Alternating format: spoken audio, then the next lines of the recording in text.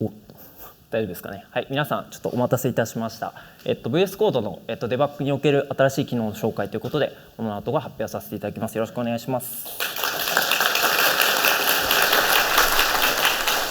はい、まずは簡単に自己紹介させていただきます。デベロッパープロダクティビティ室というところのサイバーエージェントに所属しております小野直人と言います。Ruby との関わりとしてはですね、デバッグジェム、デバッグ関連のですね、技術にコントリビュートを今までしてきました。主なものとしては Chrome インテグレーションとか、E2E のテストフレームワークなんかを開発してきました。はい、では突然皆さんにちょっと質問なんですけども、デバッグを使ってコードリーディングした方いらっしゃいますか？今まで。予想より多くてちょっと嬉しい気持ちです。はい、ありがとうございます。デ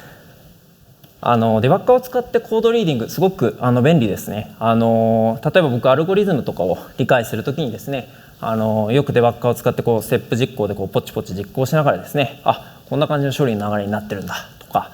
変数、こんな感じに、代入されていくんだとかっていうのをですね、よく確認したりします。はい、で素晴らしいんですけど、複雑なコードになってくると、ちょっと実はそうもいかなくなってくるんですよね。で、そもそもコードリーディングデバッガーでしたことに、このつらみということがまずわからないかなと思いますので、簡単なデモからしていきたいなというふうに思います。はい、まずはですね、こんな感じのスクリプトを用意しました。はい、でアクティブレコードのオブジェクトをちょっとコードリーディングする想定でいきたいなというふうに思います。はい、よいしょ、デモが始まりましたね。はい、じゃあまずこちら VS コードの画面になってます。で、デバッグを最初に開始していきたいなというふうに思います。まず13行目にブレイクポイント貼ります。はい、で、デバッグをスタートさせていきます。はい、で、プログラムが実行されて13行目に停止しましたと。はい、ではですね、ステップイントゥこちらを使って次の行に進んでいきます。はい、ステップイントで次の行に行きましたと。で、いよいよですね、アクティブレコードオブジェクトの中、ステップイントで、はい、今進んでみました。なるほど。こういう結構複雑なコードが最初に呼ばれるんですね。なるほど、なるほどと。言いながらですね、こんな感じでコードリーディングを進めていくわけですね。はい。で、ステップイントでまた次の行に行きましたと。で、オールメソッドってやつが呼ばれるようだと。で、このオールっていうのはどうやら、ここにあるオールなんだなみたいなことをですね、いちいち逐一振り返りながら、コードリーディングを進めていく形になりますね。でここからはですね、僕が頑張ってコードリーディングしている様子を早送りでちょっとお送りしたいなと思います。こんな感じでですね、頑張ってコールスタックを見ながら、なるほど、こういうふうにコードできてるんだなと逐一振り返りながら見ていくわけですね。はい、ただですね、ここでちょっと僕に問題が生じましたと。前に止まったメソッドって何だったっけっていう感じですね。コールスタックで確認すればいいじゃんっていうのもあるかもしれないんですけども、ただコールスタックっていうのはあくまでその今止まっている地点からの、呼び出し履歴を保存しているものになるので、そもそもですね、全てのログが保存されているわけではないので、一度止まってしまうと一度忘れてしまうともう一度デバッグを再起動しなければならなかったりするわけですね。はい、でちょっとこちら複雑なコードを読む上でのですね難しさってことなんですけども、やっているうちにステップ実行しているうちにどのメソッド呼ばれたか忘れたわってなるとか、よくメモされる方もいるかもしれませんね。例えばですね、引数の値とか返り値とかを、なんか適当にメモしておいてみるっていうのもやるんですけども、ただそれだけで全部がうまくいくというわけではないと思うんですね。じゃあどうすればいいのやってことなんですけども、じゃあトレースインスペクター、今回僕たちがですね開発したこちらを使ってちょっとプログラムをトレースすればいいんじゃないかっていうところでちょっとお話していきたいなと思います。はい、本日のアジェンダですね、トレースインスペクター、こちらをメインでお話ししていきます。で、なんか最後の方にですね、VS コードデバッグビジュアライザーという、機能についてもちょっとご紹介したいなというふうに思います。はい、まずはですね、トレースインスペクターの方からですね。はい、ではですね、早速デモの方やっていきたいなと思います。はい、こんな感じの簡単なスクリプトを、トレースしていきたいなと思います。で、このバーメソッドですね、こちらをトレースしていきます。よいしょ。はい、デモが今から始まります。はい、今 VS コードの画面が開かれていますね。はい、ではですね、8行目にブレイクポイントを貼ります。はい。で、デバッグをスタートしていきます。よいしょ。はい。8行目に、今止まりましたと。はい。そこでですね、早速トレースインスペクター起動していきたいなと思います。この下にあるビューをですね、クリックしていただくと、よいしょと。はい。こんな感じで Enable Trace ってこのボタンが出てきます。はい。で、こちらをクリックしてください。はい。Disable Trace に変わりました。これでトレースインスペクターが今起動しているような状況になっています。はい。ではですね、早速、バーメソッドの方をトレースしていきたいなと思います。10行目にブレイクポイントを貼って、はい。プログラムを実行していきます。再開ですね。はい。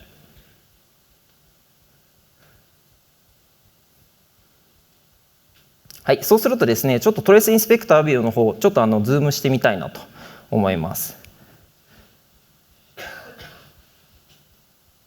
はい、こんな感じでログが出てきました。で、9行目に何が実行されているか、これが見れるようになっているので、こちらを見てみます。そうするとですね、こんな感じのいろんなアイコンのやつが出てきました。一つ一つちょっと紹介していきたいなと思います。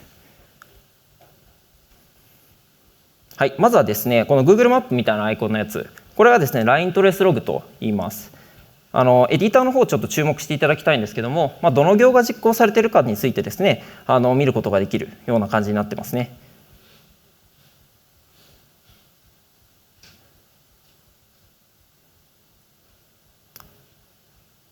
はい、続いてですね、コールトレースログ、こちらについて紹介したいなと思います。これはですね、どのメソッドが呼ばれたかについてトレースしているものになります。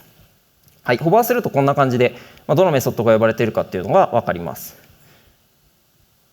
こちらをですね、クリックしてみてると、このエディターにですね、ちょっと変化が決まります。こんな感じでですね、引数が、エディター上にも表示されます。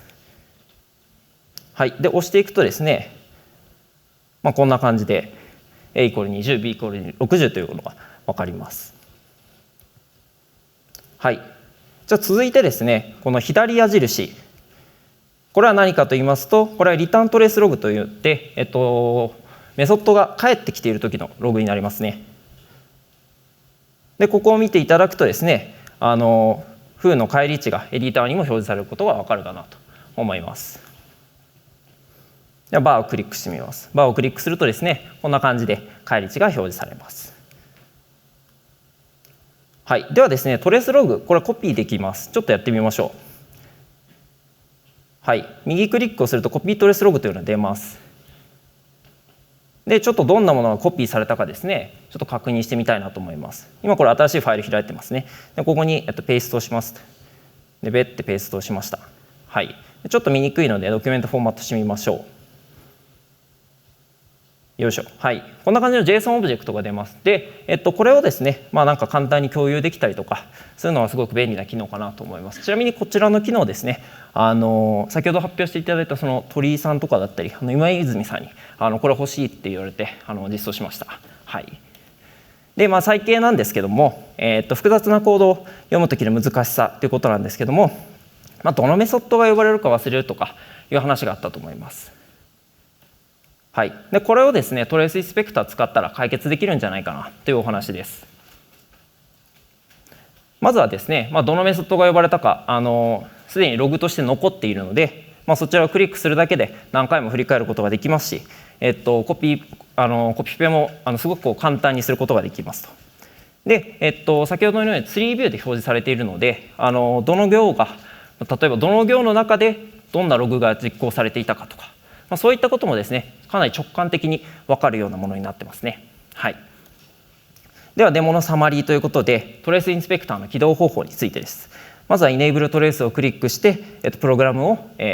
実行あるいは再開します。そうするとですね、ログがトレースできます。で、コピーをしたければですね先ほどのように右クリックでコピペをしていただくと。で、ログをクリックするとですね、ラインがハイライトされたりとか、あとその場合によっては、パラメータだったりリターンバリューみたいなのが表示されますという感じです。でここまでお話ししたんですけども、やはりローカル変数、その時のローカル変数だったり、その時のバックトレース、これもやっぱり登録したい、記録しておきたいという時ってあると思います。普通のデバッガーのように使うならですね。はい、でこちらの機能も用意していて、これはですね、レコード&リプレイという機能になります。まさにこうリプレイですね。一度プログラムを実行してももう一度こう再開するというか、そういうような感じになっています。ただこれはデフォルトでは、遅いのでディセーブルされているんですけども、もちろんこの用途によって使い分けることができるというような感じですね。はい、それではですね、デモの方を始めていきます。こんな感じのスクリプトを用意しました。はい、でこちらのバーメソッドというものをトレースしていきます。よいしょ。はい、今からデモを始めていきます。はい、こちらも VS コードの画面ですね。はい、で12行目にブレイクポイントを貼ります。はい、貼りました。そしたらですね、デバッグをいつものようにスタートさせていきます。はい、プログラムが実行されて12行目で止まりましたと。はい、でここでなんですけども、トレースインスペクターのこの3点リーダーをクリックしてみてください。そうするとですね、レコード&リプレイというのが出てくるので、こちらをクリックします。はい、でクリックした後にですね、先ほどと同じようにイネーブルトレースをして、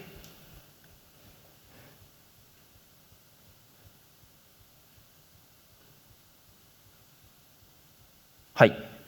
でその後にですね、14行目にブレイクポイントを貼り、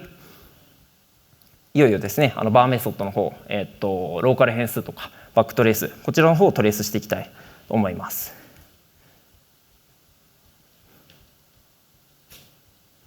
はい、そしたらちょっと出てきましたね、ログが。でこれちょっと今回はローカル変数の方も見たいので、右側に寄ってこうずらしたいと思います。はい、実はこれずらせるんですよね。僕が作った機能ではないんですけども、はい、でこんな感じで、ログが出てきました。でちょっと試しにですね、13行目どんなものが、ログとして取れているのか見たいと思います。はい、でここのターゲット RB7 行目、これ白い枠で囲ったやつ、こちらをちょっとまずクリックしてみます。はい、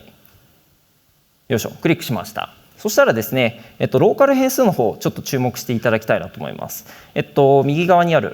ですね、右側にあるローカル変数、はい、ここバー3がニル、バー4がニルっていうふうになってますね。こちらをちょっと覚えていただきたいです。はい、で、他のログを押してみます。はい、バー3にですね、バー3というこれちょっと分かりにくいですけど、バー3が代入されてますね。このようにですね、その地点におけるローカル変数が、取れていることが分かるかなというふうに思います。でちょっと矢印、上の方にですね、トレースインスペクターの上の方にある、矢印、こちらをクリックするとですね、紙芝居形式のように見れるので、ちょっとこれを見ながらですね、ローカル変数、あるいはですね、コールスタック、こちらがですね、変化している様子をぜひ確認していただきたいなというふうに思います。はい、こんな感じでこう変わっていますね。はい、これはすごく僕は感動しましたね。はい、はい、ではですね、デモのサマリーということで、先ほどのレコード&リプレイ、これを、チェックマークを押してあげれば、できるので、イネーブルトレースをして、あとはいつものように、プログラムを再開、あるいは実行していただけると、できるかなというふうに思います。はい、で、トレースのメニュー、あります。でこれらについてもちょっと紹介したいなと思いまして、トレースラインとトレースコールリターンで、レコード&リプレイのこの3つがあります。でトレースラインとトレースコールリターンというのは、デフォルトになっていて、でデフォルトのやつは、1個目のデモで見せた振る舞いになりますね。であんな感じになります。で、下に行けば行くほど取れるものが多くなっていくような感じになっています。で取れるようなものが多くなればなるほどですね、このように遅くなっていきますね。はい、でトレースしたものと比べてだんだん遅くなっていっちゃうところがあるんですけども、0.4 秒、デフォルトの設定であれば、そんなに遅いとは感じないでしょうし、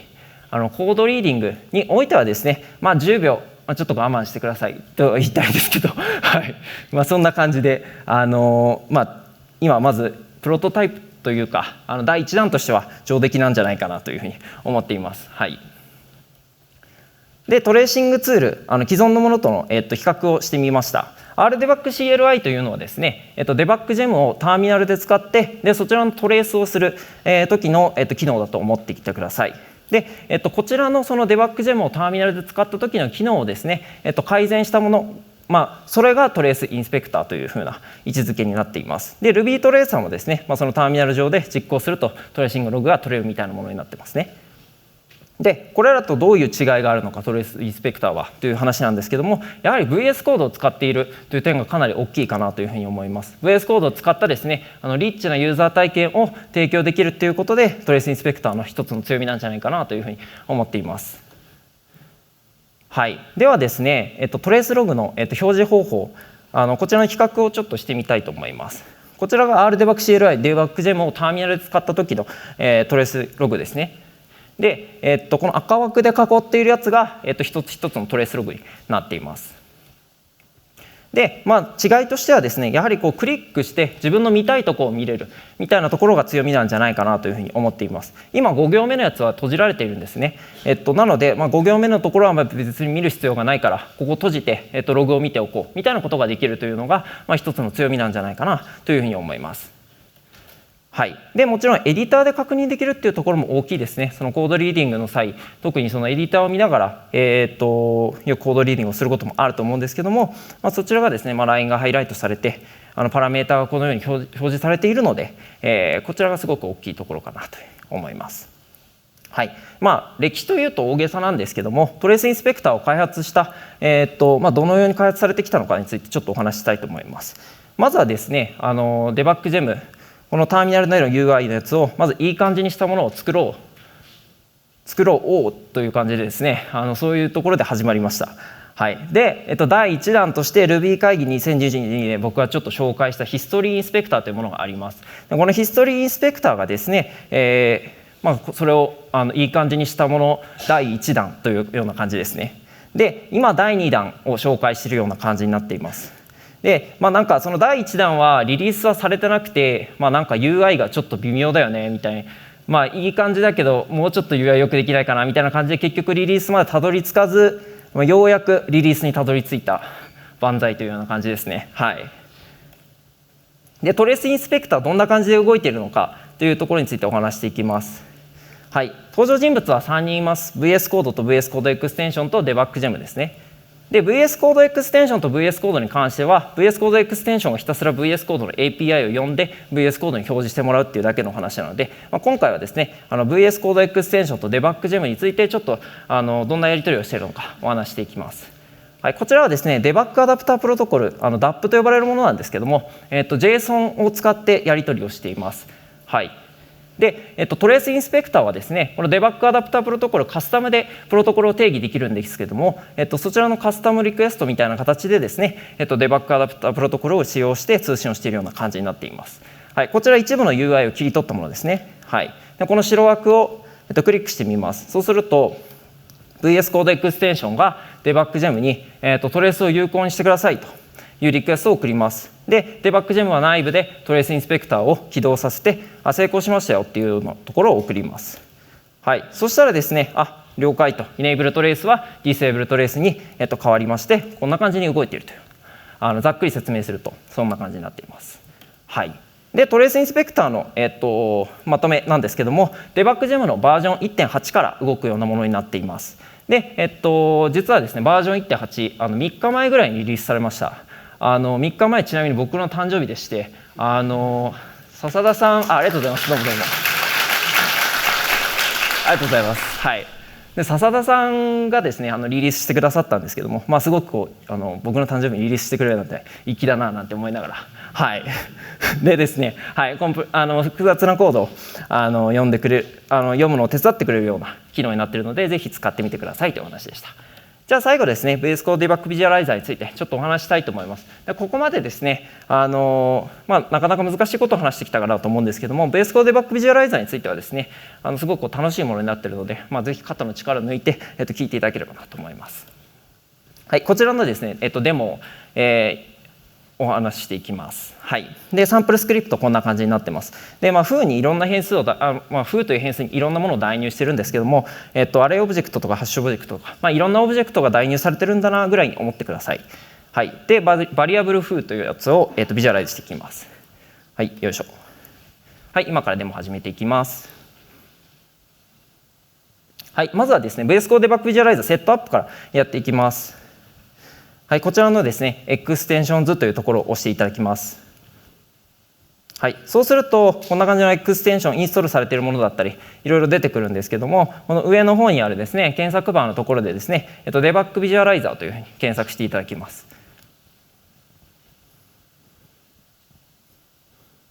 はいはい。そうしたらですね、こんな感じでメガネのやつが出てくるので、これをインストールしてもらいます。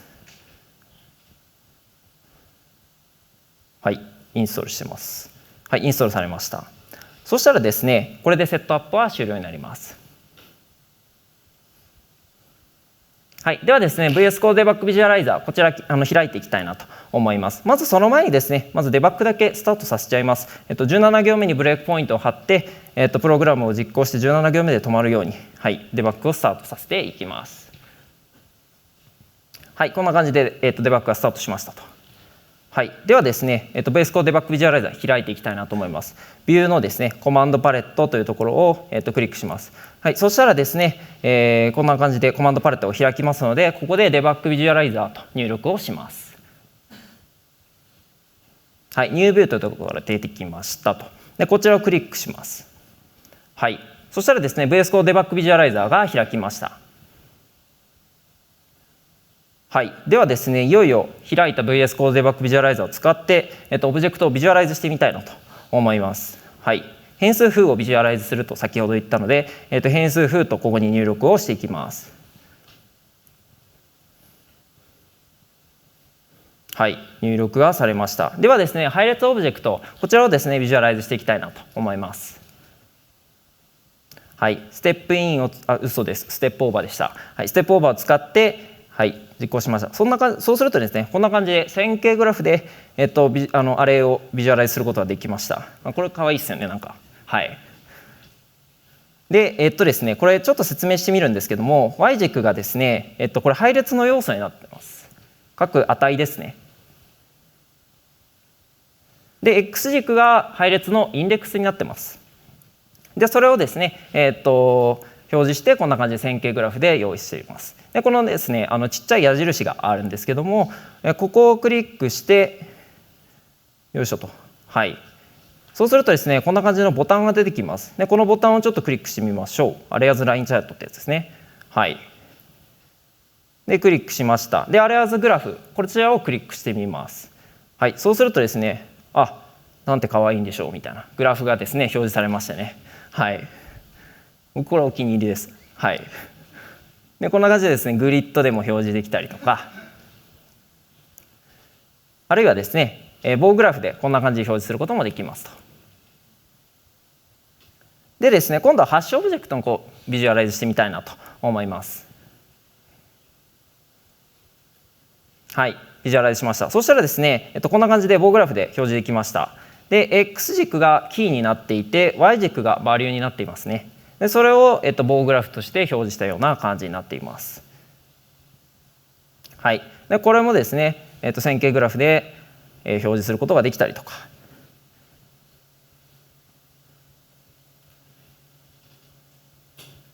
はい、でこちらもですねテーブルとして表示することなんかもできます。でちょっとテーブルの方見えてないのでちょっと拡大してみました。こんな感じでですね、キーとバリューをそれぞれのカラムとして表現しているような感じになっています。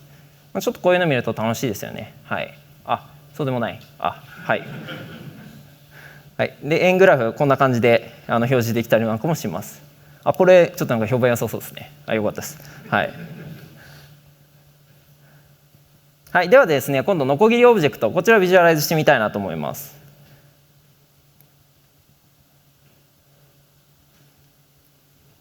はい、こんな感じで、3ビューで表示できました。でこれをですね、Chrome のインスペクトツールにちょっと近いような感じですかね。はい、こんな感じでちょっと3ビューでも表示したりすることができます。はい、ではですね、みんな大好きアクティブレコードオブジェクト、こちらをですね、ビジュアライズしてみたいなと思います。ブレイクポイント33行目に貼ります。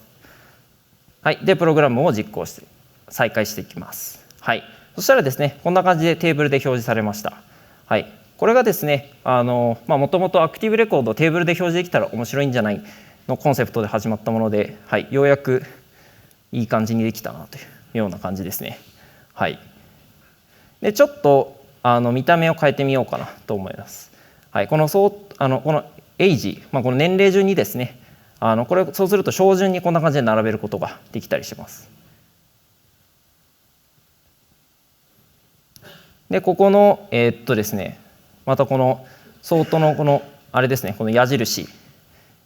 をこうクリックしたら今度は後順で表示することができました。はい、こんな感じでですね、ちょっといい感じのやつでした。はい、VS Code Debug Visualizer インストールをお見せしたんですけども、これはヘニングさんという方がですね、デバッグ中のオブジェクトをビジュアライズできるような VS Code エクステンション、ヘニングさんが作られたものになっています。で、いろんな言語をサポートしていて JavaScript とか Python とか Go とか C++ とか、Java とかいろんな言語をサポートしているんですけど、今回僕がやったのはですね Ruby をこうサポートしましょうっていうような感じになりますね。でなんかどんな感じで動いてるのよみたいなところについてお話していくんですけども、登場人物としては、ここには書いてないんですけど4人います。で VS コードは、先ほどと同じようにですね API をひたすら呼んでいるだけなので省略しています。VS コードデバッグビジュアライザー、デバッグビジュアライザージェム、デバッグジェムというのがいます。でこのデバッグビジュアライザージェムというのを今回僕が開発したような感じになっています。VS コードデバッグビジュアライザーについてもですね若干手は入れたんですけど、主に僕がやったこととしてはこのデバッグビジュアライザージェムの開発ですね。はい。で、どんな働きをするのかについてお話していくんですけど、VS Code Debug Visualizer、こちら UI の一部を切り取ったものになっています。はい、ここにですね、foo を入力します。はい、で、foo を評価してくれと、デバッグジェムにリクエストが送られます。で、レスポンスを返すんですけども、それを Debug Visualizer ジェムがインターセプトをして、その結果をですね、VS Code Debug Visualizer プロトコル、こちらのものに変更して、線形グラフができるみたいな感じになってるんですね。はい。で、どうして VS Code Debug Visualizer これを使って開発しようと思ったのかみたいなところの裏話なんですけども、メンテナンスコストとあとサードパーティーライブラリを使うことの危険といいますか、そういうところが大きいんじゃないかなというふうに思います。もともとですねフロントエンドを、僕たち、フルスクラッチでちょっと作ろうかなというふうに思ってたんですけども、ちょっとそれだとですねどうしても表描画するときとかですねサードパーティー使わないといけなくなっちゃうんですね。ただそれだとライセンスの問題だったりとか、あとセキュリティのリスクとか出てきたときですね、責任を取らない、どういうふうにするのやみたいなところとかですね結構大変なところがありまして、じゃあちょっと VS Code Debug Visualizer っていう人気のちょっといい感じのやつがあるからそれに乗っかっちまおうっていうような感じになりますね。はい、で、結論なんですけども、はい、トレースインスペクターと VS Code Debug Visualizer の紹介でした。ぜひですねデバッグジェムのバージョン最新のものに上げていただいてですねトレースインスペクターぜひ使っていただきたいなと思います。はい、で結構ですね時間をかけて作ったものになってます。2022でも僕が紹介したのを改善したみたいなのを言ってるんですけど、かなり寝かせてですね作ったものになっているのでぜひ使っていただきたいなというふうに思います。はい、今回のトークにですねさらに興味持った方はですねこちらの URL 後でスライドは共有するので、はい、もしよかったら見てみてください。はい、最後に謝辞ですね。笹田さんデバッグジェムの、著者である方なんですけども、すごくですねトレースインスペクターの起動いろんな設計だったり、いろいろレビューだったりもうすごくもう一から手取り足取りというか手伝っていただいてですね本当に笹田さんなしでは、ここまで来ることはできなかった。本当にそういうふうに思います。この場を借りてちょっと感謝を申し上げます。はい、他にもですね遠藤さんだったり先ほどそのコピーログの、フィードバックをくださった、今水さん鳥居さんだったりたくさんの方にフィードバックをいただいて、作ったものになります。はい、本日はですね以上になります。ありがとうございました。